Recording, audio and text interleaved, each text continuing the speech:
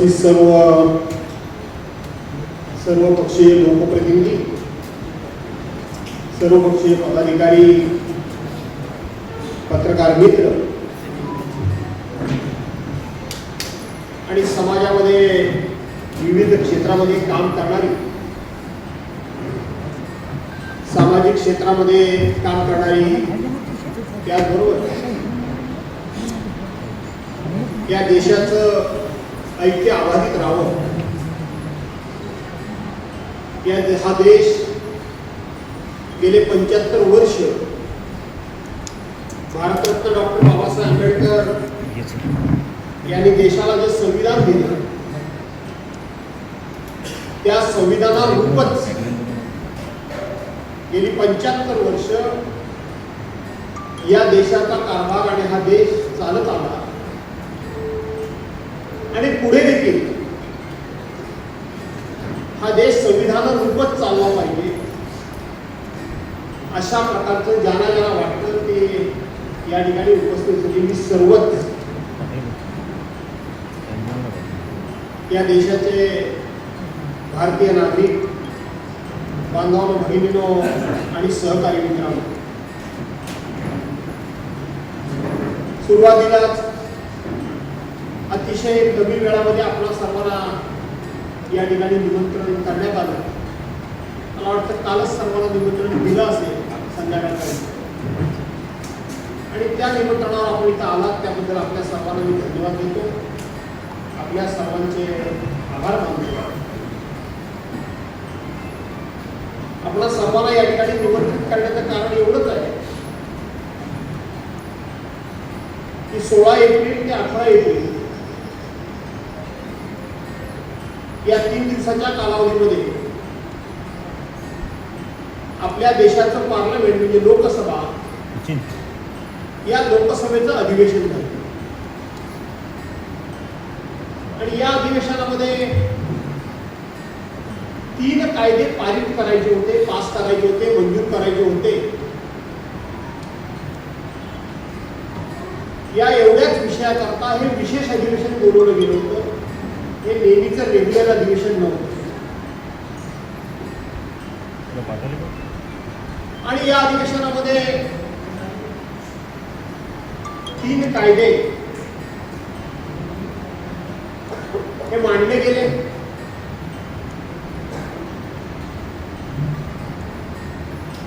परंतु ते मंजूर झाले नाही आणि मंजूर का झाले नाही या संदर्भामध्ये म्हणजे 7:45 कायदे नाकारण्यात आले आणि अवघ्या पुढच्या 2-3 मिनिटांमध्ये हे कायदे कोणामुळे नाकारण्यात आले, या कायद्याच्या विरोधात कोणी मतदान केलं आणि तेच लोक त्याला कसे जबाबदार आहेत हे अवघ्या पुढच्या 3-4 मिनिटांमध्ये आपण सर्वांनी पार्लमेंटच्या पायऱ्यावर झालेलं आंदोलन, झालेल्या निषेधाच्या घोषणा यातून आपल्या सर्वांना अनुभवायला मिळाले. एका बाजूला सत्ताधारी पक्षाचे लोक सांगत होते की विरोधी पक्षाच्या असहकारामुळे किंवा विरोधी मतदानामुळे हे कायदे पास झाले नाही.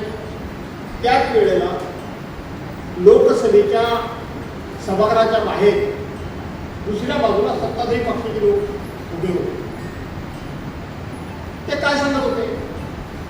ते सांगत होते असे की हा जो कायदा आहे जो तुम्ही आज आणला, की ज्याला तुम्ही असं म्हणताय की पार्लमेंटमध्ये आणि विधानसभेमध्ये महिलांना 33% आरक्षण मिळालं पाहिजे, त्याकरता हा आम्ही आणलेला कायदा, हा कायदा विरोधकांच्या नाकर्तेपणामुळे म्हणा, नकारात्मक भूमिकेमुळे म्हणा किंवा त्यांनी विरोधात केलेल्या मतदानामुळे हे कायदा आम्ही पास करू शकलो नाही. आणि म्हणून या देशातल्या 70 कोटी महिला, या महिलांच्यावर अन्याय करण्याचं काम हे विरोधी पक्षाला केलं असं सत्ताधारी पक्षाचा आरोप. विरोधी पक्ष काय म्हणत होता की मुळामध्ये हे 33% महिलांना आरक्षण देणार विधेयकच नाही, कायदाच नाही, बिलच नाही. तुम्ही या महिलांना आरक्षण देण्याच्या नावाखाली तुमचा राजकीय एजेंडा तुम्ही राबवताय. किंबहुना महिलांना 33% आरक्षण द्यायचंच नाही म्हणून तुम्ही हे अधिवेशन बोलवून हा नसता गोंधळ निर्माण केला होता असं सत्ताधारी विरोधी पक्षाचं म्हणणं. मग आपण या देशाचे नागरिक आहोत. आपल्या सर्वांना नेमकं काय झालं हे जाणून घेण्याचा अधिकार आहे. आपल्या मनातले काही प्रश्न असतील त्या प्रश्नांची उत्तरं सुद्धा मिळणं हा आपल्या सर्वांचा हक्क आहे. तुमचा प्रश्न असा असेल पुढचा की ह्या हक्काकरता तर लढाई देशात सुरूच आहे. सत्ताधारी पक्षाचे लोक भागाभागात मोर्चे काढतायत. तर तुम्ही काढा असं कदाचित कोणाचं मत असेल. परंतु मी थोडासा वेगळा विचार केला की अशा पद्धतीचे मोर्चे काढण्यापेक्षा आपण सर्वांना घेऊन बसावं, सर्वांच्या समोर भूमिका मांडावी, त्याचबरोबर सर्वांची मतं जाणून घ्यावी याकरता म्हणून आज तुम्हा सर्वांना आपण निमंत्रण केलं. मुळामध्ये 16 ते 18 या 3 दिवसामध्ये हे 3 कायदे होते. ती कायदे काय होते हे पहिल्यांदा मी आपल्याला सांगतो. याला हे कायदे जे होते ते कायदे करण्याकरता म्हणून त्या ठिकाणी 3 जे कायदे आले होते आणि त्याचं नाव नारी शक्ती वंदन अधिनियम असं नाव त्याला देण्यात आलं. आपल्याला आठवत असेल सप्टेंबर 2023 अशाच पद्धतीनं ही 3 विधेयकं मांडली गेली. 5 दिवस अधिवेशन चाललं, 5 दिवस चर्चा झाली आणि 5 दिवसानंतर ज्या वेळेला मतदान झालं त्यावेळेला या कायद्याच्या बाजूनं 452 मतं पडली आणि या कायद्याच्या विरोधात 2 मतं पडली. 452 मतं या महिलांना 33% आरक्षण द्यावं या विचाराच्या बाजूने पडली आणि 2 मतं फक्त विरोधात पडली. ही 452 मतं कोणाची होती? ही 452 मतं सत्ताधारी पक्षाची होती का? तर ही सत्ताधारी पक्षाची मतं नव्हती. नीट समजून घ्या. आज काँग्रेस पक्ष असेल, शिवसेना उद्धव बाळासाहेब ठाकरे असतील, शरदचंद्रजी पवार राष्ट्रवादी काँग्रेस असेल, तृणमूल काँग्रेस ममता बॅनर्जी असतील, तामिळनाडूचे मुख्यमंत्री स्टॅलिन असतील किंवा अन्य जे कोणी लोक आहेत त्यांनी विरोधात जे केरळने विरोधात मतदान केलं असेल, कर्नाटकने केलं, काँग्रेसचं आहे कर्नाटकमध्ये, यांनी विरोधात मतदान केलं, त्यांनीच तर मतदान केलंच होतं ना. म्हणून 452 मत झाली ना 454 पैकी. 454 पैकी जर 452 मतं 100% तुमचीच होती तर कालच्या खेपेला तुम्हाला फक्त 298 मतं का पडली? 298 मतं कालच्या खेपेला पडलेत. विरोधात 248 मतं पडली.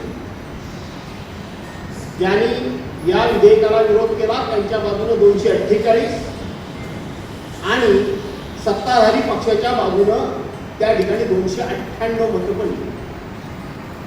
याचा अर्थ सप्टेंबर 2023 मध्ये ज्या वेळेला हे नारी शक्ती वंदन अधिनियम जो आला, कायदा आला, त्याला विरोधकांनी सुद्धा मतदान केलेलं होतं हे स्पष्ट झालं.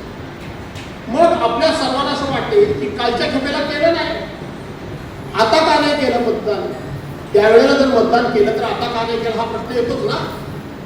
इथं खरी मेक आहे. आपण सगळ्यांनी हे समजून घेतलं पाहिजे. बऱ्याच वेळेला कायद्याविषयी इतका किचकट असतो. मी मोठेपणा सांगण्याकरता बसलो नाही, परंतु विधिमंडळामध्ये ज्या वेळेला कायदा पास होण्याकरता म्हणून मांडला जातो, विधेयक मांडलं जातं, बिलं मांडली जातात, तर त्याच्या चर्चेमध्ये मी आवर्जून भाग घेत असतो आणि मला त्या चर्चेमध्ये भाग घेण्यामध्ये खूप मोठा इंटरेस्ट असतो. आणि म्हणून या कालच्या घटनेला का त्यांना मतदान केलं नाही हा खरा कळीचा मुद्दा आहे आणि म्हणून हा कायदा नाकारला. कालचा जो कायदा होता तो नारी शक्ती वंदन अधिनियमाच्या नावाखाली इथं सत्ताधारी पक्षाचा खूप मोठा डाव होता. सत्ताधारी पक्षाला मुळामध्ये महिलांना आरक्षण द्यायचंच नाही. नीट समजून घ्या.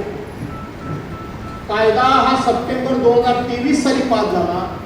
सत्ताधारी पक्ष विरोधी पक्ष तेव्हा काय सांगत होता? विरोधी पक्ष हे सांगत होता की हा कायदा ताबडतोब लागू करा. का तर 2024ला लोकसभेच्या निवडणुका झाल्या.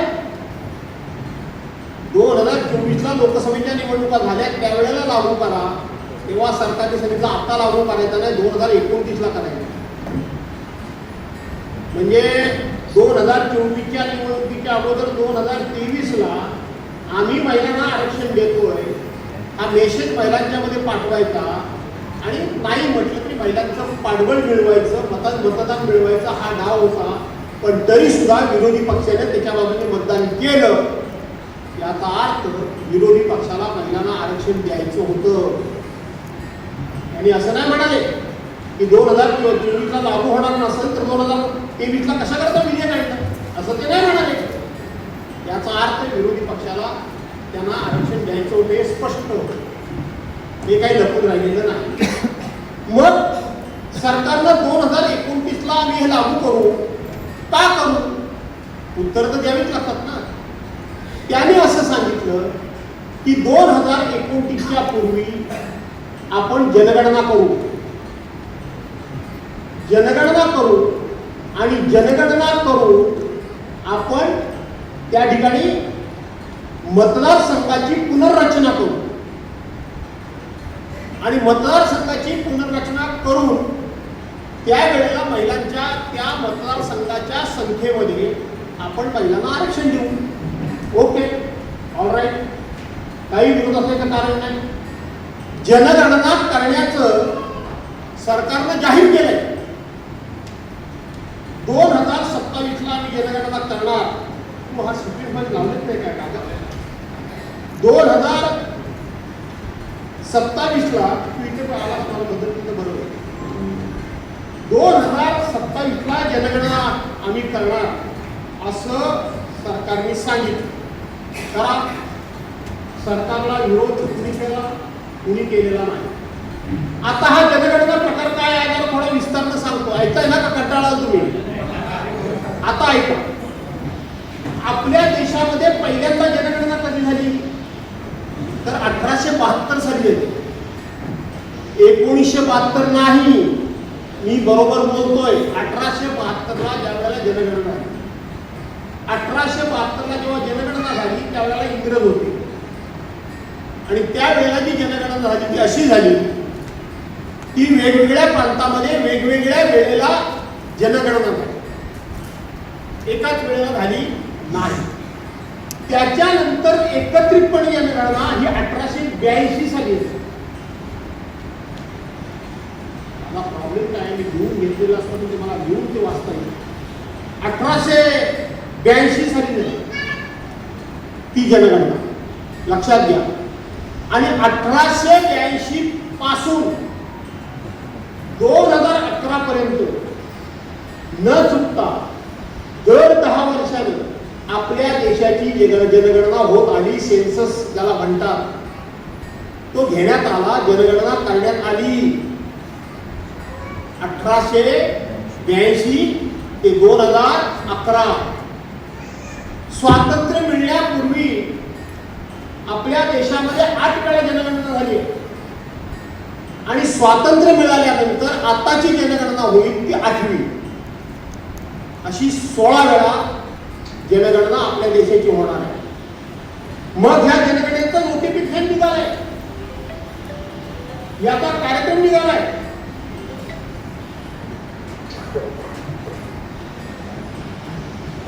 एप्रिल 2026 मध्ये जनगणना होईल. पहिला टप्पा हे त्यावेळेला विधेयकामध्ये मंजूर आहे. त्याच्यानंतर मुख्य जनगणना जी आहे सरसकट पर्सन टू पर्सन 1 फेब्रुवारी 2027ला पूर्ण होईल. ही जनगणना मोबाईलवरून कशी होईल, त्याच्यामध्ये कोणकोणते नागरिक स्वतः ऑनलाईन कशी आपण हे करू शकतात, त्याच्यामध्ये जन्म मृत्यू नोंद 1969 म्हणजे ऍक्ट 1969 जो आहे त्याप्रमाणे कशी त्याच्यामध्ये नोंद होऊ शकते, भाषिक वाईट त्याच्यामध्ये कशी लोकसंख्या निवडली जाते. त्याचबरोबर गेले अनेक वर्ष ओबीसी समाजाचं म्हणणं असं आहे की आमची तुम्ही जनगणना करा.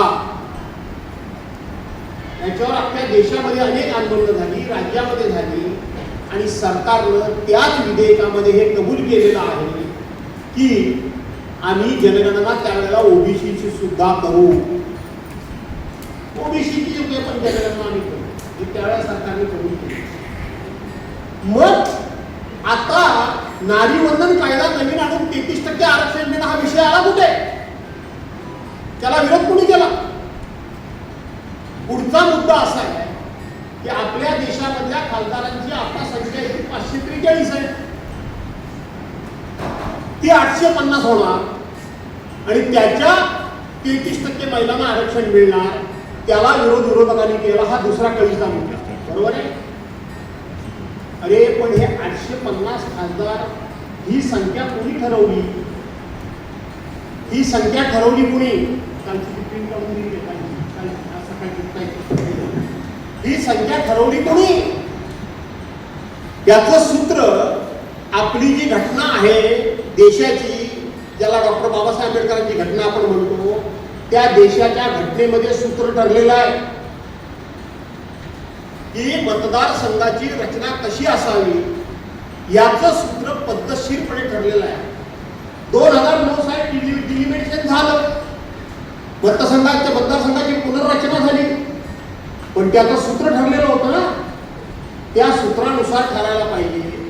याच्यामध्ये अनुसूचित जातीचे मतदारसंघ किती, अनुसूचित जमातीचे मतदारसंघ किती आणि ओबीसी समाजाला आरक्षण द्यायचं आहे त्याची जनगणना करून त्याला किती, हे त्याचं सूत्र आलं पाहिजे होतं. 27% आरक्षण महिलांचं आहे वेगवेगळ्या कॅटेगरीमध्ये, त्या कॅटेगरीला आरक्षण मिळालं पाहिजे होतं. म्हणजे 33%मध्ये 27% महिलांकरता सुद्धा त्या कॅटेगरीच्या राखीव ठेवले पाहिजे आणि उरलेले ओपन.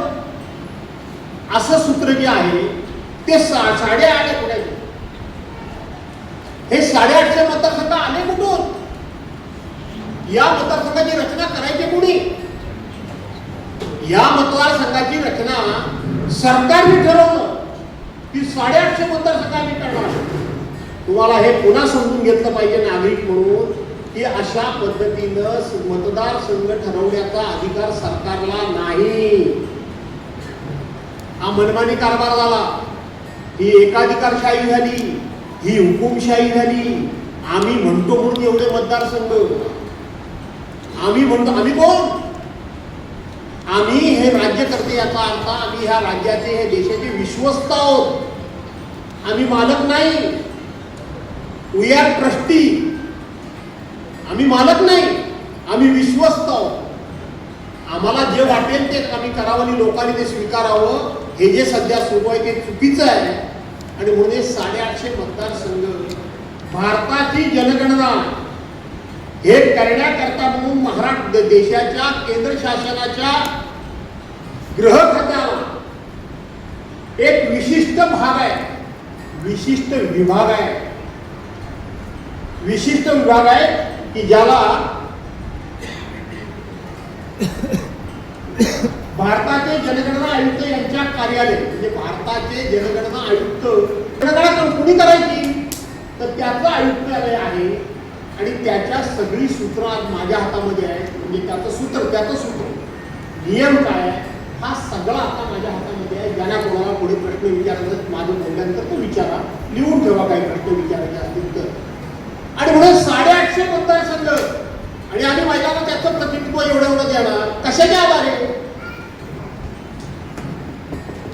म्हणून जनगणना करायची नाही, ओबीसीची जनगणना करायची नाही, नियमामध्ये जायचं नाही आणि देशामध्ये महिलांनी या ठिकाणी ओबीसी समाजानं इथं आंदोलन करावी आणि 2029ला सुद्धा महिलांना 33% आरक्षण लागू होणार नाही याची ही व्यवस्था आहे. याची ही व्यवस्था आहे. हे महिलांकरता नाहीये, पण प्रत्येक गोष्ट ही 1000 वेळा खोटं बोलतो. काही लोकांचं कौशल्य असं आहे की ते खोटं बोलतात ते लोकांना खरंच वाटतं, आणि काही लोकांचं दुर्दैव असं आहे की ते कितीही खरं सांगितलं त्यांनी तरी ते लोकांना खोटं वाटतं. हा त्यातला प्रकार आहे. आणि म्हणून 850 लोकसंख्याला 850 मतदारसंघ आले कोण, हा पहिला प्रश्न. अशा पद्धतीचे कुठलेही मतदारसंघ कोणाला, पण सध्या ज्या आपल्या स्वायत्त संस्था म्हणतात ज्याला घटनात्मक अधिकार आहे असं आपण जे सांगतो, त्या सगळ्या स्वायत्त संस्था जवळजवळ राज्यकर्ते म्हणून राज्यकर्त्यांच्या बटीकच झाल्या आहेत. उदाहरणार्थ निवडणूक आयोगाचं काय चाललंय बघितलं तुम्ही. निवडणूक आयोगाचं काय चाललंय ते तुम्ही बघा. ईडी, NIA, CBI ह्या स्वायत्त संस्था आहेत, पण आज कोणाच्या तलावर नसतायत. तुमच्या माहिती करता सांगतो, सीबीचा जो कोणी CBIचा कोणी चीफ असतो, ईडीचा जो कोणी चीफ असतो, त्याची निवड झाल्यानंतर त्या हॉलमध्ये देशाचे प्रमुख म्हणून पंतप्रधान तिथं असतात. त्यांनी तिथं एकदा एकमेकाला बुके द्यायचा असतो. त्याच्यानंतर तो सर्व्हिसमध्ये असतेपर्यंत देशाच्या प्रमुखाला त्यांनी भेटायचं सुद्धा नसतं. इतकं त्यांनी अलिप्त राहिलं पाहिजे. त्याला स्वायत्तता म्हणतात. आणि म्हणून त्यातली स्वायत्त संस्था ही जनगणना करणारी एक संस्था आहे, पण तिचा सुद्धा विचार न घेता आम्ही म्हणतो म्हणून 850 मतदारसंघ, हे अत्यंत गंभीर आहे. याला विरोध आहे. महिलांच्या आरक्षणाला विरोध नाहीये. तुम्ही जनगणना करा, ती जनगणना करायची नाही. आता दुसरा मुद्दा, 1872ला पहिली जनगणना झाली आणि ती 2021 पर्यंत रेग्युलर झाली. आताची होईल ती 16वी, हे मी मगाशी सांगितलं. पण 2021 नंतर आता जनगणना झालेली नाही. का नाही झाली? 2011 ती 2021ला व्हायला पाहिजे होती, आणि म्हणून 2011 नंतर झालेली नाही. 2021ला का झाली नाही हा माझा प्रश्न होता. तर आपल्याला आठवत असेल की आपल्या देशामध्ये त्यावेळेला कोरोनाचं संकट होतं, महामारी होती. कोरोनाचं संकट 2023ला शिल्लक नव्हतं राहिलं, ते संपलं होतं जवळजवळ. 2020ला सुरू झालं, 22च्या मध्यावर ते जवळजवळ संपलं होतं. का नाही झाली जनगणना? का झाली नाही? काय त्याच्यात विशेष काय आहे, नवीन काय आहे? 2 वर्षाचा कालावधी पुढे गेला असता आणि पुढची 10 वर्षाची टर्म लागली असती, पण झाली नाही. 2021ला झाली नाही, 2023ला झाली नाही, 2026चं नोटिफिकेशन निघालं, परंतु झाली नाही. आणि म्हणून ज्या संविधानिक संस्था आहे, या सगळ्या संस्थांचं, मग न्यायालय असेल, सुप्रीम कोर्ट असेल, न्यायालय असेल, या सगळ्या संविधानिक संस्थांचे अधिकारच राज्यकर्ते म्हणून आपल्याकडे घ्यायचं, ही जी मानसिकता आहे, मला असं वाटतं की आपली वाटचाल हळूहळू रशियाच्या राजवटीच्या दिशेनं चालले का, याचाही विचार आपण सर्वांनी करण्याची गरज आहे. आपण करण्याची गरज आहे. आता मी तुम्हाला तेही सांगितलं ही जनगणना सगळं पाहिजे, त्याच्या अटी काय असतात, त्या जनगणनेचे फायदे काय असतात, ती का करावी, ती इंग्रजांच्या काळामध्ये सुरू झालेली, नंतर एक चांगली पद्धत आहे म्हणून इंग्रजांनी सुरू केली म्हणून आम्ही बंद करावी, अशी पूर्वीच्या राज्यकर्त्यांनी बंद नाही केलं.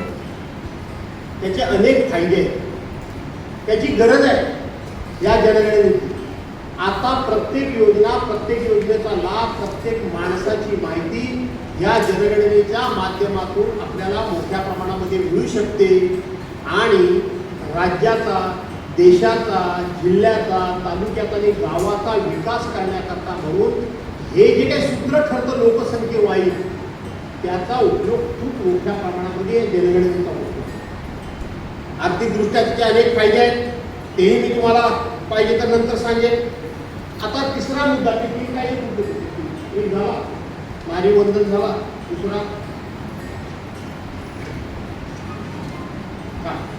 दुसरा कायदा परिसीमन म्हणजे डिलिमिटेशन, जे मी म्हणालो होतो की मतदारसंघ रचना, त्याच्यावर मी बोललो. तिसरा कायदा तो काय होता, तो केंद्रशासित प्रदेशामध्ये घटना दुरुस्ती विधेयक. काय आहे ते विधेयक? की जे आपले केंद्रशासित प्रदेश आहे, दिल्ली असेल, पॉंडिचेरी असेल, त्याला पुदुचेरी म्हणतात, जम्मू काश्मीर, अशा प्रकारचे जे काही आपले जे केंद्रशासित प्रदेश आहेत त्यांना या ठिकाणी महिला आरक्षण लागू करण्याकरता हा स्वतंत्र कायदा करावा लागतो. हा स्वतंत्र कायदा करावा लागतो. म्हणून ही घटना दुरुस्ती. खरं तर महिलांना आरक्षण देण्याकरता घटना दुरुस्ती 106 नंबर करून झाली होती. परवाची घटना दुरुस्ती 131 होती आणि म्हणून ती 131वी घटना दुरुस्ती ज्या वेळेला महिला नारी बंधन याच्या विरोधात म्हणजे डिलिमिटेशन मतदारसंघाची पुनर्रचना करण्या याच्या विरोधात मतदान झाल्यानंतर हे उरलेले 2 कायदे ते सरकारने स्वतःच पाठीमागे घेतले. याला कोणी विरोध केलेला नाही.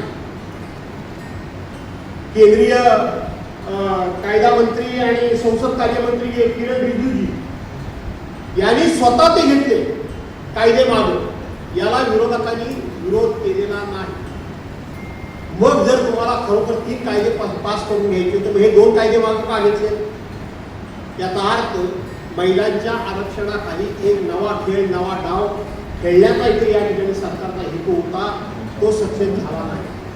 अर्थात तुम्हाला असं वाटतं का की सरकारला माहिती नव्हतं की आपल्याकडे 2/3 बहुमत नाही आहे आणि नव्हतं तर सरकारने ते 2/3 बहुमत मिळवण्याकरता काय प्रयत्न केले हे कोणाच्या कानावर आहे का? कुठं हालचाल झाली की चर्चा होते ना, या पक्षाला भेटले, त्या पक्षाला भेटले, त्या पक्षाला आपल्या बाजूला केलं, हे 2 खासदार मिळवले, ते 2 खासदार मिळवले, असं काही झालं का? कानावर आहे तुमच्या कोणाच्या? नाही. याचा अर्थ हे विरोधकांच्या माती खापर मारण्याचा हा डाव होता, परंतु हा डाव उलटला. दुसरी गोष्ट आपल्याला आठवत असेल, सरकार जेव्हा स्थापन झालं त्यावेळेला सरकारच्याकडं 340 खासदारांचं संख्याबळ होतं, आठवतं तुम्हाला? आणि विरोधकांच्याकडे 230 होतं. 340 खासदार सरकारच्या पाठीमागे होतं. 340 आणि 230 आकडा काहीतरी मागे पुढे होऊ शकतो, असं काहीतरी होऊ शकतो, पण 340 सरकारच्याकडे होते. एवढं 100%. 400 पार करणार म्हणून त्यांनी घोषणा दिली होती, पण ते काही सक्सेस झालं नाही आणि म्हणून 340. मग कालच्या मतदानामध्ये 298 खासदारांनी मतदान कसं केलं? 42 खासदार कुठे गेले? कोणाचे गेले?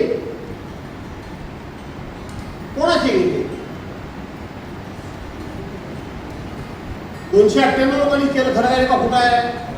बरं आहे. बरं आता इथं नाहीये, पण 298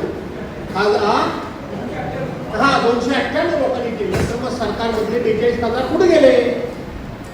कोणाच्या बाजूला गेले? याचं उत्तर सरकारने कधी दिलंय का? दिलेलं नाही. आता विरोधी पक्षाची मागणी काय? सभागृहामध्ये ती भाषणं सगळी दाखवली जात नाही. विरोधी पक्षाचं म्हणणं आहे तुम्ही 33% महिला कशाला 50% करा. 50% करा. आज स्थानिक स्वराज्य संस्थेमध्ये आम्ही 50% केलंच ना. महाराष्ट्रामध्ये त्यावेळेला 14 एप्रिल 2012 मला आठवतं, रात्री 12 वाजता बरोबर वरच्या सभागृहामध्ये मी नगरविकास मंत्री म्हणून शहरी भागाला आणि ग्रामविकास मंत्री म्हणून जयंतराव पाटील यांनी खालच्या सभागृहात ग्रामीण भागात 50% आरक्षणाची सूचना आम्हीच मांडली.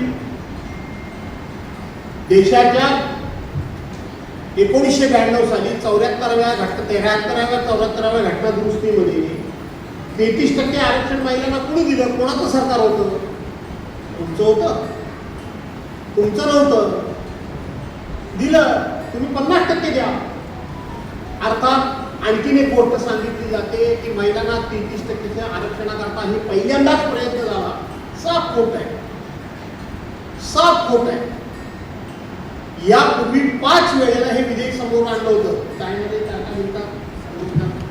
7 वेळा आणलं होतं अनेक वेळा. त्यावेळेला विरोधात मतदान कोणी केलं? तेव्हा विरोधात कोण होतं? तेव्हा का फेटाळलं गेलं? तेव्हा का मंजूर झालं? याचं सुद्धा देवाला आपल्या देशाला आपल्याला उत्तर देणं भाग आहे. आणि म्हणून विरोधी पक्षाचं म्हणणं असं आहे 50% आणा. सरळ साधं सोपं गणित, one election one nation one election तुम्ही म्हणतायत ना, सत्यामध्ये येणार नाहीच ते. वन नेशन वन इलेक्शन ही काही साधी गोष्ट नाही. पण असं स्फुटिनिक सोडायची चर्चेला आणि विरोधक कसे विरोध करतायत एवढंच फक्त भासू आहे का. 50% आणा, त्याच्यामध्ये त्यांनी सुधारणा मांडली. काय मांडली सुधारणा की मग तुम्ही अल्टरनेट म्हणजे या वर्षाला पुरुष, पुढच्या वर्षाला महिला, त्याच्या पुढच्या वर्षाला पुरुष, पुढच्या वर्षाला महिला, देशाचा पंतप्रधान असू द्या, राष्ट्रपती असू द्या, राज्याचा मुख्यमंत्री असू द्या, सभापती असू द्या, नगराध्यक्ष असू द्या, आणा. चला, प्रश्नच मिटला. सरळ महिन्याला पदाचं सुद्धा आरक्षण, सदस्यत्वाचं नव्हे, पदाचं सुद्धा आरक्षण आणा. आमचा पाठिंबा आहे. आता याच्या पुढचं तुम्हाला सगळ्यात महत्वाचं सांगतो, मला आठवण आता आली जातं. सरकार किती अभ्यासू आहे आणि सरकार किती महिलांच्या प्रती जागरूक आहे आणि देशाच्या प्रती जागरूक आहे, तिथे एकच उदाहरण देतो. आपण वाचलं असाल कुठेतरी की 106वी घटना दुरुस्तीचं नोटिफिकेशन 16 तारखेला रात्री निघालं, असं वाचलं आहे. याचा अर्थ काय? काही लोकांना मी सांगतो. याचा अर्थ असा आहे की आम्ही ज्यावेळेला एखादं विधेयक मंजूर करतो त्यावेळेला विधेयक मंजूर होतं सभागृहामध्ये, संख्याबळाच्या जीवावर किंवा एक मोठी पाठिंबा सगळं ते होतं. पण ते झालं म्हणजे तो कायदा लागू होत नाही. तो कायदा लागू करण्याकरता त्याच्यामध्ये नियम काही करावे लागतात, त्याच्यामध्ये काही तरतुदी कराव्या लागतात. त्याच्यानंतर राज्य सरकारची मान्यता होऊन ते राज्यपालांच्याकडे जावं लागतं, राज्याचं बिल असेल तर. आणि केंद्र सरकारचा संबंध असेल तर राष्ट्रपतींपर्यंत जावं लागतं. सप्टेंबर 2023ला कायदा मंजूर झाला आणि ते पुढची प्रोसिजर ज्यांनी केलेली नाही, की झालं लगे आम्ही नारी वंदन मोर्चा काढायला सुरुवात झाली, पंतप्रधानांची भाषणं सुरू झाली, राज्याच्या मुख्यमंत्र्यांचं 75 वर्षात झालं नाही ते मोदी साहेबांनी केलं. अरे मग 16 तारखेला रात्री नोटिफिकेशन काय निघालं? ते नोटिफिकेशन असं निघालं की हा 33% महिलांना जो रिझर्वेशनचा कायदा सर्वांनी पास केला होता त्याची पुढची प्रोसिजर झालेलीच नाही. आणि मग 16 तारखेला रात्री यांनी त्याच्या संदर्भातलं नोटिफिकेशन काढलं. का काढलं? ज्या काँग्रेसला सकाळ संध्याकाळी सत्ताधारी मंडळी शिव्या देते, वाटेल ती बोलते, सभागृहामध्ये हा विषय काँग्रेसचे जे खासदार मनीष तिवारी आहे आणि केसी वेणुगोपाल, काय माझ्याकडे केसी वेणुगोपाल एवढं मला माहिती आहे, केसी वेणुगोपाल यांनी ही बाब लक्षात आणून दिली. अरे कुठलं तुम्ही आणलंय काय सभागृहामध्ये मंजुरीला? जो कायदा अस्तित्वातच नाही, जो कायदाच मंजूर झालेला नाही, त्याच्यामध्ये सुधारणा कसली आणली तुम्ही की 850 खासदार होतील आता आणि खासदार झाल्यानंतर त्याच्यातली 33% आरक्षण देणार. मुळामध्ये तुमचा जो 106वी घटना दुरुस्ती आणि नारी वंदन कायदा तुम्ही जो आमच्याकडनं करून घेतला त्याचं नोटिफिकेशन निघालेलं नाही, तो ऑफिशियल मंजूर झालेला नाही. मग त्याच्यामध्ये सुधारणा कसली? जसं की आता नगरपालिकेमध्ये आपण आहोत, घराची परवानगी आपण मागतो, घराची परवानगी मिळते, पण घराची परवानगी मिळाली आणि घर बांधलं नाही तर मला एवढ्या पडव्या वाढवून द्या, मला एवढे मजले वाढवून द्या, मला एवढ्या खोल्या वाढवून द्या, मग त्याच्या खोल्या 2 ह्या माझ्या पोरला देईल, त्याच्या खोल्या 2-4 पोरला देईल. अरे मुळात तुम्ही परवानगी घेतली तर घरच बांधलंच नाही. त्यात हा प्रकार आहे. घरच तुम्ही बांधत नाही, तो कायद्याच अस्तित्वात आणलाच नाही, मग त्याच्यामध्ये सुधारणा कसली? आणि म्हणून ते मनीष तिवारी आणि केसी वेणुगोपाल यांनी लक्षात आणून दिल्यानंतर हे जे स्वतःला चाणक्य कोण मंडळी समजतात त्यांनी रात्री मग नोटिफिकेशन काढणार, ही गडबड झाली गेली आपल्याकडून आणि मग ते मंजूर झालं. असा हा कायदा आहे. त्यामुळे उगाच आपसामध्ये भांडणं करू नका. कुणी कोणाला विरोध केलेला नाही. खोटं सातत्यानं खोटं सांगणं हे आता काय तसं काही बरोबर नाही. आणि म्हणून तुम्हाला महिलांच्या मध्ये, समाजामध्ये प्रबोधन करावं लागेल की बाई हे काही असं काही झालेलं नाही, तुमचे हक्क बिक्क काही मी कुणी डावललेले नाही, हे तुम्ही सर्वांनी सांगावं. की आता देशभरातल्या वेगवेगळ्या ठिकाणी महिला आरक्षण कसं आहे ते सुद्धा तुम्हाला मी या ठिकाणी सांगू शकतो. दुसरं, उत्तर भारत आणि दक्षिण भारत याच्या संख्येमध्ये म्हणजे मतदारसंख्येमध्ये कशी कमतरता होईल हा एक विषय आहे. ते वाढतील कुठं, मतदारसंघाने कुठं वाढणार नाही, याचा अर्थ भविष्यामध्ये देशाचं विभाजन करायचं आहे की आपल्याला. पलीकडच्या 5-6 राज्यामध्ये 850 पैकी 500 खासदार होणार आणि बाकीच्या 20-22 राज्यामध्ये 200-300 खासदार. चला ही 2-4 राज्य आम्ही सांभाळली की उरलेली 2-3 राज्य आपली काय राज्य आहेत त्यांच्याकडे बघायची काय गरज आहे, काहीच गरज नाही. याच्यामधून देश तुटणार नाही का, देश तुटू शकतो. दुसरी गोष्ट, मध्यंतरी पार्लमेंटने एक संमती दिली, काश्मीर आणि आसाम यांची जनगणना करा आणि त्यांची निवडणूक करा. ती आसाम अशी जनगणना झालेली आहे की विरोधी पक्षाचे मतदारसंघ जे आहेत, वर्चस्व असलेले मतदारसंघ, हे पूर्णपणे चिरफाड करून तिथं आपली सत्ता कशी येईल याचीच जबाबदारी घेतली गेली आहे, याचीच व्यवस्था केली गेली आहे. एक मतदारसंघ 40 लाखाचा आणि दुसरा मतदारसंघ 14 लाखाचा. सर्वसाधारणपणे 2009 साली डिलिमिटेशन झालं त्यावेळेला एकूण मतदारसंघाची रचना करत असताना 10% प्लस किंवा 10% मायनस. या बाजूच्या मतदारसंघापेक्षा पलीकडच्या मतदारसंघामध्ये एकतर 10% वाढीव राहील किंवा 10% त्याच्यापेक्षा कमी राहील. याच्या पलीकडं अजिबात राहता कामा नये. अशा पद्धतीची त्या संदर्भामध्ये एक कट ऑफ लाईन टाकलेली होती. इकडं काय काहीच नाही.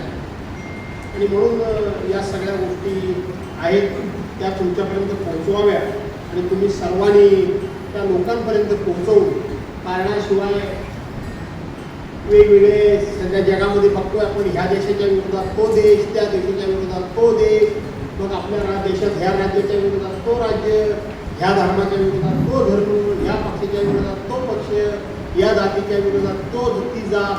हे असले उद्योग आता थांबून देशाला पुढे नेण्याचं काम करायचं असेल तर सत्य कधीतरी लोकांसमोर आलं पाहिजे. माझ्या दृष्टीने मी ते सत्य सांगण्याचा प्रयत्न केला आहे. या संदर्भात याकरता तुम्ही आलात, अतिशय टेक ऑफ सायलेन्स करून सगळं ऐकून घेतलं.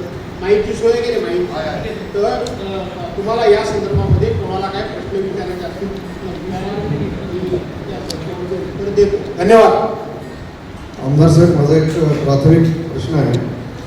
ही जी विधायकं मांडली गेली ती 3 विधायकं मांडली गेली. एक महत्त्वाचं महिला आरक्षण राज्यांसाठी, दुसरं महिला आरक्षण केंद्रशासित प्रदेश आणि तिसरं मतदारसंघ पुनर्रचना. पण त्याच्यात माझ्या माहितीत असं वाचनात आलं की लोकसभा नियम 66 हा आदल्या दिवशी लागू करण्यात आला. म्हणजे पहिल्या विधेयकाला जे मतदान होईल ते सगळी जी बाकी विधेयकं आहेत त्यालाही मान्य होईल, त्याच्यात ग्राह्य धरलं जाईल. म्हणून ती बाकीची 2 जी विधेयकं ती नामंजूर झाली. पण असं करण्याचं कारण काय, वेगवेगळं करता आलंच नाही. तुम्ही म्हणता ते अगदी बरोबर आहे. ही 3 विधेयकं वेगवेगळी आहेत. ज्या वेळेला सभागृहामध्ये विधेयक मांडलं जातं त्यावेळेला प्रत्येक विधेयकावर स्वतंत्र चर्चा होती. प्रत्येक विधेयक इंट्रोड्यूस करणं, इंट्रोड्यूस केल्यानंतर त्या संदर्भामधलं अध्यक्षांनी वाचन करणे, त्यानंतर संबंधित मंत्र्यांना ते वाचन करणं असतं बघा. होयचे बहुमत, होयचे बहुमत म्हणजे काय, तर त्याची प्रोसिजर आहे की असा प्रस्ताव जो आलेला आहे हा प्रस्ताव मांडण्यास सभागृहाची मान्यता आहे का असं अध्यक्ष विचारतात. मंत्र्यांनी प्रस्ताव मांडायचा. त्यानंतर मंत्री त्या ठिकाणी सभागृहाचा सेन्स घेतात. पाठिंबा कोणाचा, होयचे बहुमत नाही. तशाच पद्धतीनं ह्या 3 विधेयकांचा वेगवेगळा मसुदा मांडता आला असता आणि वेगवेगळी सभागृहाची मान्यता घेता आली असती. नाही असं नाही. तुम्ही म्हणता ते 100% बरोबर आहे. पण त्यांनी जी दुरुस्ती केली ती मी मगाशी म्हटल्याप्रमाणे या कायद्याला स्वरूपच आलं नव्हतं कायद्याचं, त्याच्यामध्ये दुरुस्ती केली. हॅलो, आपण आता जे आज चर्चासत्र आणि विवेचन केलं त्याच्या माध्यमातून एक 2 मी प्रश्न विचारू इच्छितो. पहिली गोष्ट, आपला असा आरोप आहे किंवा आपलं असं म्हणणं आहे की 850 संख्या ही सत्ताधाऱ्यांनी आणली कुठून, हा एक मुद्दा आहे. आणि हे ॲक्च्युली महिला वंदन जे विधेयक आहे ते नाहीच आहे. त्याच्या अंतर्गत सध्याचं जे भाजप प्रणित सरकार आहे यांना एखादशाही करून पुढचे काही वर्ष सत्तेवर येण्याचा हा एक वेगळा मार्ग आहे. बरोबर. याच्यातला एक मुद्दा तुम्ही जो शेवटला म्हणला की साऊथ स्टेट आणि नॉर्थ स्टेट याच्यामध्ये फार मोठा फरक पडतो अकॉर्डिंग टू डिलिमिटेशन्स. बरोबर आहे. म्हणजे जेव्हा आपण बाउंड्रीज फिक्स करू इलेक्शनच्या ह्याच्यामधल्या तर हे कधी ना कधी होणे शक्य आहे. म्हणजे पुढे जाऊन तुम्ही आता जरी विरोध केला, जेव्हा तुम्ही असा आरोप करताय विरोधी पक्ष की साऊथर्न ईस्टर्न आहे म्हणजे केरळ असो अन्य काही राज्य असू दे किंवा आता आपण ह्याच्यामध्ये पश्चिम बंगालचं पण उदाहरण घेऊ, इलेक्शन आलं म्हणून कदाचित त्यांनी हे सगळा घाट घातला असावा. परंतु संख्येच्या प्रोपोर्शनेट जेव्हा एक मतदारसंघाची पुनर्रचना होईल ती पुढे जाऊन जरी पुढे तुम्ही डिलिमिटेशन आणली तरी ती होण्याची शक्यता आहे असं मला वाटतं. त्याच्यावर तुमचं एक मत पाहिजे मला. उत्तर प्रदेशमध्ये आता आपण 850 जागा पकडल्या एक सरासरी म्हणजे नवीन ह्या येणाऱ्या कायद्यानुसार जर आपण पकडलं असतं तर 850 संख्या झाली असती आणि आता आहे ते 543 खासदार, त्याच्यामध्ये डबल वाढ होईल आणि त्याच्यानंतर ते हे महिला आरक्षण देणं त्यांचा विषय होतो. पण असं नाही वाटत का की तुम्हाला सुद्धा ही भीती होती की असं झालं तर मग आपलं पण पुढे जाऊन भविष्यामध्ये विरोधी पक्षाला आपल्याला सत्तेवर येण्यास हा सगळा अडथळा तयार होतो किंवा बॅरिकेड्स तयार होतोय, म्हणून तुम्ही अक्षरशः सगळ्या त्या साऊथ आणि ह्या सगळ्या त्या खासदारांना एकत्र करून मिटिंग करून हा घाट घातला की ह्याला विरोध करायला पाहिजे. हा एक प्रश्न. दुसरा प्रश्न असा आहे माझा की तुम्ही डिलिमिटेशनचा विधेयक असं म्हणालात की सरकारने किरण रिजिजूंनी जे संसदीय कार्य मंत्री आहेत त्यांनी पाठिंबा घेतला, हे बरोबर आहे. पण तुम्ही त्यासाठी का आग्रह धरला नाही? कारण 2011 नंतरची काही आपली ही झाली नाही आहे, मग त्याच्यानंतर तुम्ही आग्रह का धरला नाही? हा मुद्दा तो आग्रह धरायला पाहिजे होता. तुम्ही डिलिमिटेशनचा संदर्भातला कायदा आहे तो मंजूर करा असं तुम्ही सांगायला हरकत नव्हती. किंबहुना माझं त्याच्या पुढचं मत असं आहे की जे केंद्रशासित जे प्रदेश आहेत ज्याच्यामध्ये आता तुम्ही उल्लेख केला की तिथे महिलांना आरक्षण देण्यासंदर्भात सरकार एक पॉझिटिव्ह होतं, सकारात्मक तुम्ही दृष्टिकोन ठेवला होता, त्याचं तुम्ही स्वागत का केलं नाही? आणि हे जर केलं असतं तर तुमचा हेतू अत्यंत स्वच्छ साफ आहे असा आहे, हे तुम्ही केलं नाही. तेव्हा असं वाटतंय की तुम्ही पण एक पॉलिटिकल गेम केली आहे त्याच्यामध्ये. तर याचं तुमचं काय म्हणणं आहे? पहिली गोष्ट आपला प्रश्न असा आहे की या वेळेला डिलिमिटेशन जर रिपोर्ट लागू झाला नाही तर भविष्यामध्ये कधीतरी हा लागू होणारच आहे आणि त्यावेळेला उत्तर भारताची लोकसंख्या जास्त आहे, दक्षिण भारताची लोकसंख्या कमी, हा विषय येणारच आहे. बरोबर. त्यावेळेला हे मतदारसंघावर हा परिणाम होणारच आहे. हा आपला पहिला प्रश्न. पहिली गोष्ट 2009 साली डिलिमिटेशन झालं आणि डिलिमिटेशन झाल्यानंतर आपल्या लक्षात आलं असेल की सिंधुदुर्गला 4 आमदार होते आणि रत्नागिरी जिल्ह्याला 9 आमदार 7 आमदार होते. 7. सिंधुदुर्गाचे 3 झाले आणि आपले 5 का झाले? तर त्यावेळेला भौगोलिक रचना ही विचारात घेतली गेली होती. तेव्हाही असंच लोकसंख्या हाच निकष धरला होता आणि मग राज्य सरकारच्या सरकारच्या लक्षात आलं की आपली चूक झालेली आहे. आपण फक्त लोकसंख्या धरलेली आहे म्हणून शहराकडे लोकसंख्या वाढत आहे, शहरामध्ये मतदारसंघ वाढतील आणि ग्रामीण भागामध्ये मतदारसंघ कमी होईल आणि लोकांना संपर्क आला आणि विकासाला खूप मोठा परिणाम होईल. त्यामुळं सरकारने यावेळेला त्यावेळेला निर्णय केला होता की पुढच्या वेळेला फक्त लोकसंख्या हा निकष विचारात घ्यायचा नाही तर भौगोलिक रचना विचारात घ्यायची. हा विषय तेव्हा झालेला होता. आत्ता आपल्याकडे डिलिमिटेशनला जर झाली असती सुरुवात तर आपले 5 चे 4 मतदारसंघ झाले असते, सिंधुदुर्गाचे 3 चे 2च झाले असते. हा एक विषय. तिसरी गोष्ट तुम्ही म्हणालात की तुम्ही हे रोखून का धरलं, हा तुमचा दुसरा. विरोधी पक्ष घाबरला होता काय? विरोधी पक्ष घाबरला आणि म्हणून त्यांनी दक्षिण भारतातले सगळे खासदार एकत्र केले.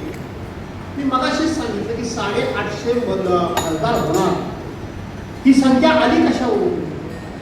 तुम्ही जनगणना केलीच नाही. तुम्ही त्या ठिकाणी डिलिमिटेशन प्रमाणे परिसीमन म्हणजे ज्याला बाउंड्रीज वगैरे फिक्स केल्यात नाही, तुमचं सूत्र जाहीर केलंच नाही. नाही. मग 850 लोकसंख्या आली कुठून? 850 लोकसंख्या यायला हरकत नाही, पण त्यातून सूत्र जे घटनेमध्येच आहे की लोकसंख्या करा, लोकसंख्येचा जनगणना करा आणि जनगणना केल्यानंतर तुम्ही ह्या मतदारसंघाची पुनर्रचना करा. आता मी मगाशी म्हटल्याप्रमाणे मगाशी मी हे म्हणालो की ह्या संदर्भातलं नोटिफिकेशन 1 एप्रिल 2026 ला व्हावं असं त्या ठिकाणी नोटिफिकेशन फेब्रुवारी महिन्यातच निघालेलं आहे. जर तुमचं नोटिफिकेशन निघालं जनगणना करण्याचं तर आता त्या संदर्भातलं परत कायदा कसला? आणि ही नित्याची प्रोसिजर आहे. जे मी सांगितलं की आतापर्यंत 15 वेळेला जनगणना होऊन गेलेली आहे, आता होईल ती 16ची. नवीन काय त्याच्यामध्ये? नवीन हेच आहे की तुम्हाला मतदारसंघ कशाच्या आधारे वाढवता हे सांगायचं नाही. मतदारसंघ 4-5 मतदारसंघात ते वाढवायचे आणि संपूर्ण 4-5 मतदारसंघ आपले राज्य ही आपल्या हातात ठेवायची आणि आपल्याला मनाला वाटेल तसं आपण त्यांना निधी देऊन आपण त्या राज्यांना फेवर करायचं आणि आपली सत्ता अबाधित केली. मला सांगा, तुम्ही काल परवाच्या दिवशी खरगे साहेब काहीतरी देशाच्या पंतप्रधानांबद्दल एखादं चुकीचं वाक्य बोलले. निवडणूक आयोगानं त्याला नोटीस दिली, 24 तासात उत्तर द्या. त्याने बिचाऱ्यांनी खुलासा केला. त्यांनी असं बोलायला पाहिजे नाही, अर्थ तो बघतोय. पण हे विधेयक नाकारल्यानंतर देशाच्या पंतप्रधानांनी देशाला उद्देशून जे भाषण केलं ते निवडणूक आयोगाला असं वाटलं नाही का की 5 राज्यामध्ये निवडणुकाचा परिणाम होईल? हे महिलांचं विधेयक अर्जंट आणायचं. अर्जंट म्हणजे अधिवेशन. असं काय घडलं होतं की आता अधिवेशन येईल म्हणून आणायचं? आता 23 तारखेला मतदान आहे, उद्या आज 23 आज मतदान आहे आणि 29 तारखेला शेवटचा दिवस आहे. मग अशी काय घाई झाली की तुम्हाला 16 ते 18 आणायला? केवळ आणि केवळ उपयोग काही सभ्यता पाळावी लागतात, काही नीतिमूल्य जपावी लागतात. राजकारण सर्वांनीच केलं पाहिजे, परंतु काही नीतिमूल्य जपायला पाहिजे. ती न जपल्यामुळं विरोधकांना इथे एकत्र होण्याचे पर्याय नव्हता. विरोधकांना एकत्रच व्हायला पाहिजे. माझं त्याच्या पुढे आणखी तुम्ही हा खुलासा केला. आत्ताची देशामध्ये आपली सद्यस्थिती अशी आहे महाराष्ट्र सरकार की सत्ताधारी या ह्याच्यामध्ये संख्याबळावर पराभूत होऊन सुद्धा म्हणजे संसदेत ते अटॅक मोडमध्ये आणि विरोधक तत्कालीन विरोध म्हणजे जे विरोध आहेत त्या सगळ्या ह्याच्यावर जिंकून सुद्धा हे फर्स्ट टाइम म्हणजे गेल्या मोदी सरकारच्या काळामध्ये गेल्या 10-11 वर्षामध्ये पहिल्यांदा विरोधक सत्ताधाऱ्यांना पराभवाला सामना करावा लागला. पण तरी सुद्धा ते सायलेंट मोडमध्ये म्हणजे ते बॅकफुटला आहे. असं का? म्हणजे पुढे देशामध्ये असं व्हायला लागले की तुम्ही बचावात्मक मोडमध्ये आला आहे आणि विरोधक अटॅक मोडमध्ये आले. कालच अमित शहानी भाषण केलं असं आहे की 9 ते 11 पर्यंत 1 वाजेपर्यंत पश्चिम बंगाल आमच्या हातामध्ये असेल. त्याचा अधोरेखित करणारा मुद्दा हाच आहे की तुम्ही विरोधकांनी डिलिमिटेशनसह आमचं महिला वंदन विधेयक ह्याला विरोध केला आणि त्याचा धडा तुम्हाला इथली भारतीय नारी शिकवणार आहे. पण त्याच्याकडे तुम्ही विरोधी पक्ष केले महाराष्ट्र शासनाचे, तुम्ही सत्ताधारी होता पूर्वी, पण एवढं असून सुद्धा महाराष्ट्रातनं आहेच पण बाकीच्या राज्यामधून जेवढा पाहिजे तेवढा अटॅक मोडमध्ये आलेलं दिसतं. याचं कारण काय? पहिली गोष्ट म्हणजे जे आम्ही म्हणतोय की ह्याने जे घाई गडबडीत विधेयक आणलं ते 5 राज्याच्या निवडणुका डोळ्यासमोर ठेवून आणलं. अमित शहा जर असे म्हणाले असतील की तुम्ही आमचे विधेयक नाकारले म्हणून पश्चिम बंगाल आमच्या हातामध्ये आलं असं ते म्हणाले असतील, याचा अर्थ महिलांच्या हिताकरता हे आरक्षण नाही तर सत्ता मिळवण्याकरता आरक्षण हे स्पष्ट झालं आणि त्याच्याकरताच ते आरक्षण आहे. पण या वेळेला विरोधी पक्षाच्या सत्ताधारी पक्षावर गुमऱ्यान झाले, फार गुमऱ्यान झाले. असं आहे की 7:45 विधेयक नाकारलं गेलं आणि सरकारने काय सांगितलं की आम्ही आमची 2 विधेयक मागे घेतो आणि सभागृह संपलं. सभागृहात बाहेर येतानाच ही विधेयक नाकारली गेल्याचा आणि विरोधकांच्या निषेधाचे बोर्ड सत्ताधारी खासदारांच्या हातात आले कुठून? याचा अर्थ तुम्ही म्हणतात तसंच आम्ही पण तेच म्हणतो, तुम्ही काही वेगळं म्हणता की मी वेगळं असं नाही.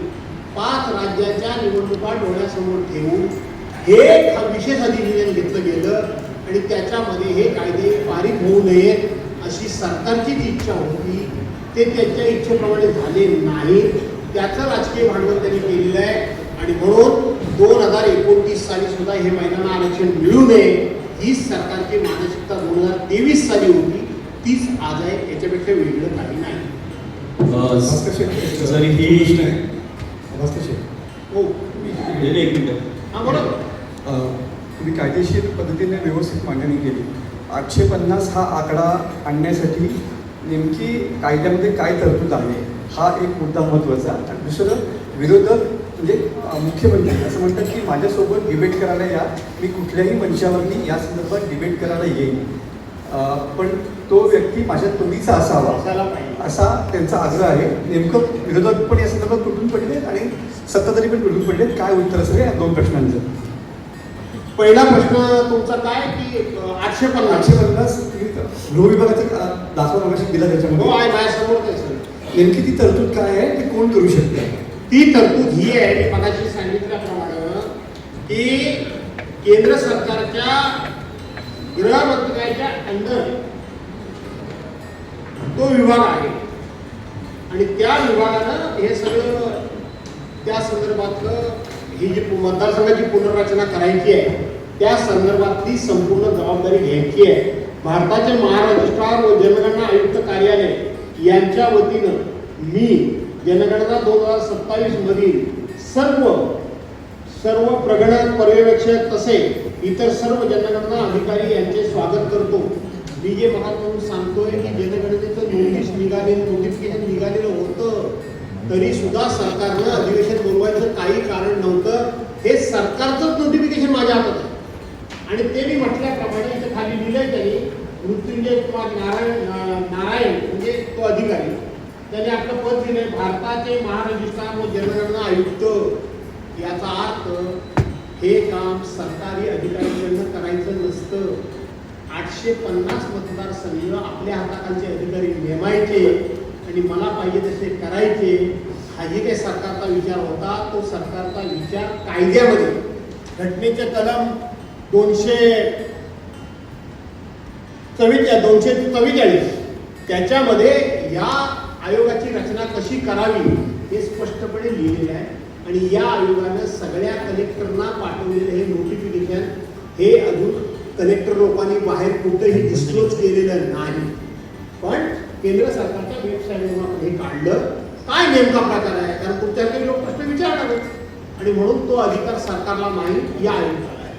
दुसरी गोष्ट तुमचा प्रश्न आहे तो राज्याचे मुख्यमंत्री असे म्हणाले की माझ्या बरोबरीचा माझ्या योग्यता माझ्या बरोबरीचा म्हणजे त्यांचं म्हणणं मी माझा जो काही दर्जा आहे त्या लेवलचा माझा दर्जा कुणी ठरवायचा माझा दर्जा मी ठरवायचा मी कोणत्या दर्जात आहे तो. आता ह्याच्यापेक्षा मुख्यमंत्री मी जे मुद्दे मांडले असे धरा आपण आपलं फ्रेंडली चर्चा करू. काय मुख्यमंत्री मला निरुत्तर करणार आहे कुठल्या मुद्द्यावर मी उत्तर करणार आहे सांगा बघू जरा. कुठल्या मुद्द्यावर म्हणजे मुख्यमंत्र्यांनी मुख्यमंत्र्यांनी निरुत्तर करू शकतो. मुख्यमंत्री खोटं बोलताय. 2023 साली ज्या वेळेला हे नारीवंदन कायदा मंजूर झाल्यानंतर मुख्यमंत्र्यांनी केलेली भाषणं त्यांनी केलेली वक्तव्य सगळ्या क्लिप आमच्याकडे आणि तुमच्याकडेही असते. 2023 साली जो कायदा झाला त्या संदर्भात मुख्यमंत्र्यांनी परवांच्या मोर्चाला संबोधित करताना काय शब्द वापरले काय शब्द काय वापरले सरडा बोलले परत बेटली वगैरे बोलले काय ते दीडशाने वगैरे बोलले. पण त्यांनी विरोधी पक्षाच्या सगळ्या खासदारांना नालायक म्हणून संबोधलं. मी त्यांचं भाषण स्वतःहून ऐकलं. या नालायकांनी ते विधेयक पाळलं.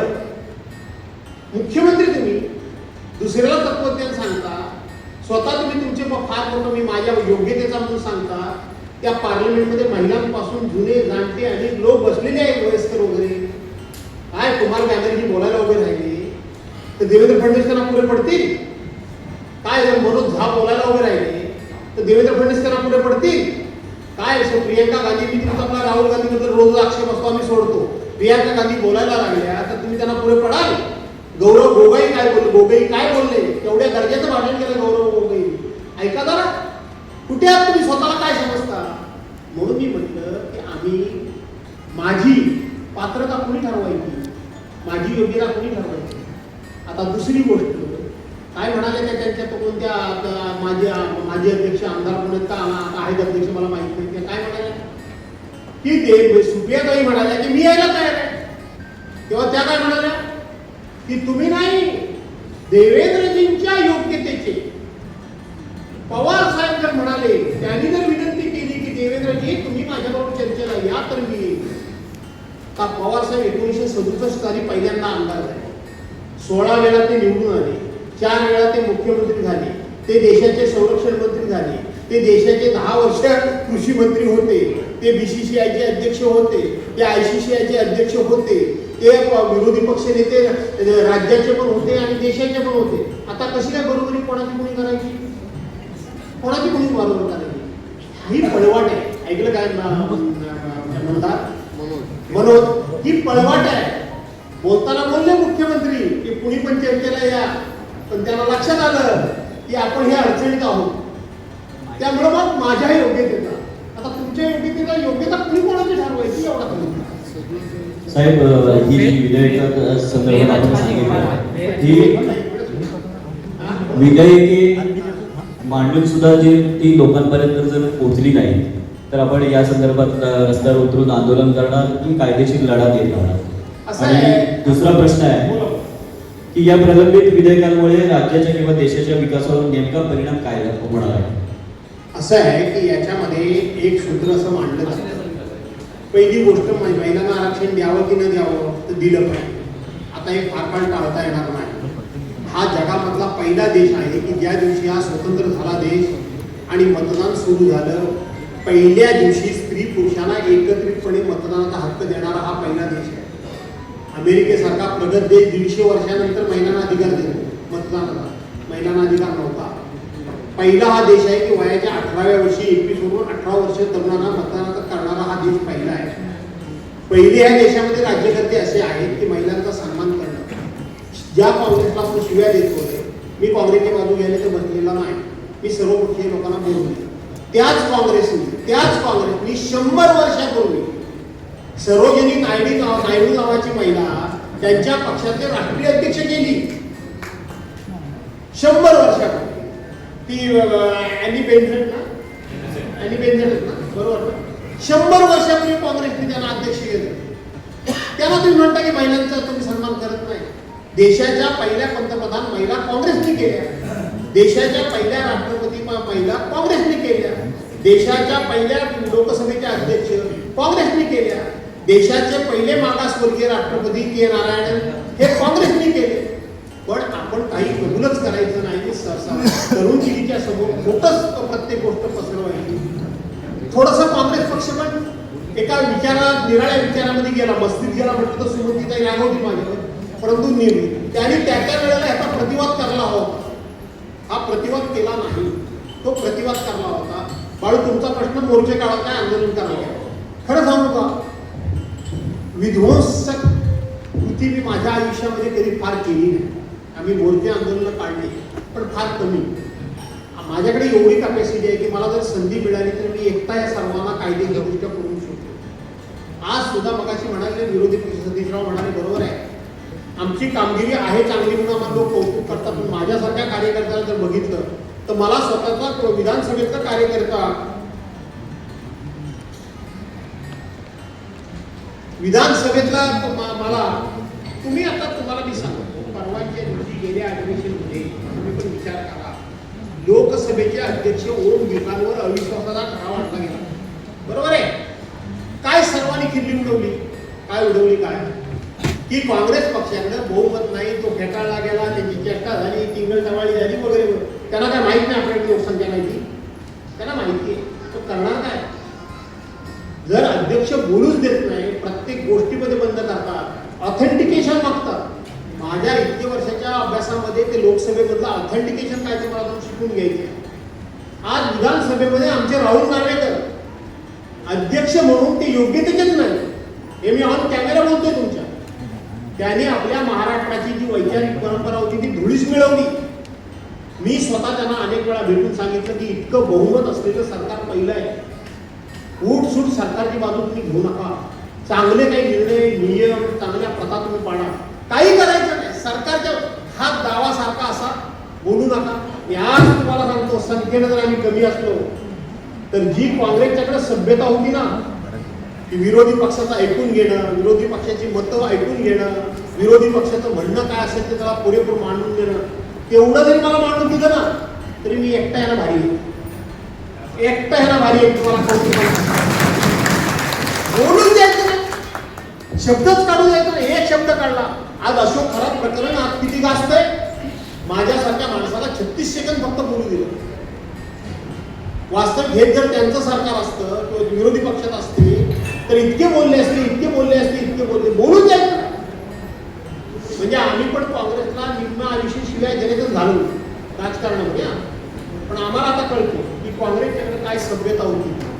त्यामुळं मला तुम्हाला एवढंच म्हणायचं की मोर्चे वगैरे काही काढून त्याचा फायदा नाही. आता लोकांच्या मध्ये पूर्णपणे जागृती झाली, पण ती झाले म्हणून म्हणत्या कामा नये.